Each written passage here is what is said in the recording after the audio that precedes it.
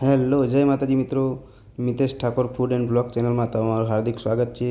તો મિત્રો, આજે આપણે બનાવશું એકદમ ચટાકેદાર દેશી સ્ટાઇલમાં સોયાવડીનું શાક. તો સૌથી પહેલાં તો 10 રૂપિયાવાળા 2 પેકેટ સોયાવડીના લઈ લીધા છે અને 2 ડુંગળી સમારી લીધી છે. એના અંદર મરચાં અને ટામેટાં પણ સમારી લીધા છે. પછી સોયાવડીને આ રીતે વ્યવસ્થિત થોડા ધીમા તાપે બાફી લઈશું અને પછી એક આ રીતે હાથની મદદથી સોયાવડીમાં જે પાણી હોય એને આપણે નિતારી લઈશું અને સરસ રીતે પાણી નિચોવી લઈશું.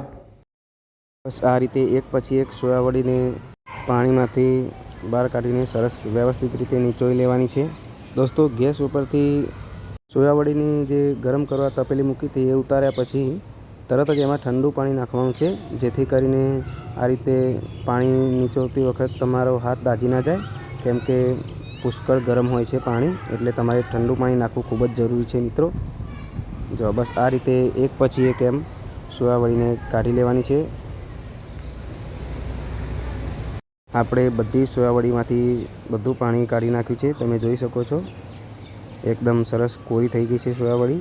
જો, અને પછી તમારે આખી રાખવી હોય તો આખી, નહીંતર ચપ્પા વડે તમે એને અડધી અડધી સમારી શકો છો મિત્રો. જો આ રીતે અમે અડધી સમારી લીધી છે અને પછી એક તપેલી ગેસની ફ્લેમ ઉપર ગરમ કરવા મૂકી દઈશું અને એમાં પછી 2 ચમચી જેટલું તેલ નાખશું અને 2 સૂકા મરચાં નાખશું. એમાં તેલ ગરમ થઈ જાય એટલે એમાં તમાલપત્ર અને હિંગ નાખી દઈશું અને એક બાજુ જે ડુંગળીને બધું નાખ્યું હતું એમાં મરચું મસાલો, હળદર, કિચન કિંગ મસાલો, ગરમ મસાલો પાવડર, ધાણા જીરું પાવડર, એ બધું એક પછી એક વ્યવસ્થિત પ્રમાણમાં નાખી દઈશું. એકદમ સરખા પ્રમાણમાં નાખી દઈશું અને મીઠું પણ સ્વાદ અનુસાર નાખી દઈશું. જો તેલ ગરમ થઈ ગયું છે તો આપણે એમાં વઘાર કરી દઈશું આ બધા મસાલા અને ડુંગળીનો અને સરખી રીતે ચમચાની મદદથી વ્યવસ્થિત રીતે એને મિક્સ કરી દઈશું. ગેસની ફ્લેમ એકદમ મીડિયમ ટુ લો રાખવાની છે મિત્રો, જેથી કરીને ડુંગળીનો વઘાર બળી ના જાય મિત્રો. બસ આ રીતે ધીરે ધીરે એને મિક્સ કરતા રહેવાનું છે. મિત્રો, તમે જોઈ શકો છો કે બધો મસાલો એકદમ ડુંગળી અને ટામેટાને વ્યવસ્થિત રીતે જોરદાર સરસ મિક્સ થઈ ગયો છે. એમાં પછી ઉપરથી આપણે આદુ લસણની પેસ્ટ બનાવી હતી એ નાખી દઈશું અને એને પણ બરાબર મિક્સ કરી દઈશું અને થોડી વાર માટે ઢાંકણું ઢાંકી દઈશું.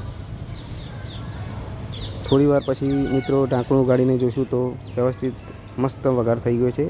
કલર પણ સરસ આવી ગયો છે. તો એમાં સોયાવડી નાખી દઈશું આપણે અને એને પણ વઘારમાં એકદમ સરસ રીતે મિક્સ કરી દઈશું. જો આ રીતે સરખા પ્રમાણમાં બધી જ રીતે વઘાર સોયાવડીને ચોંટી જાય એ રીતે મિક્સ કરી દેવાનું છે મિત્રો. અને ગેસની ફ્લેમ એકદમ મીડિયમ ટુ લો જ રાખવાની છે, જેથી કરીને મસાલો તળીએ ચોંટી ના જાય. પછી મિત્રો આપણે એમાં અડધા ગ્લાસ જેટલું પાણી નાખીશું અને ફરીથી એને મિક્સ કરી દઈશું. જો કલર એકદમ સરસ આવી ગયો છે મિત્રો આપણે એને 10 મિનિટ જેટલું ઉકળવા દઈશું અને પછી એને રોટલી અને રાઈસ સાથે સર્વ કરીશું. તો અમારા આવા વિડીયો જોવા માટે અમારી ચેનલને લાઇક, શેર અને સબસ્ક્રાઈબ કરો. થેન્ક યુ મિત્રો.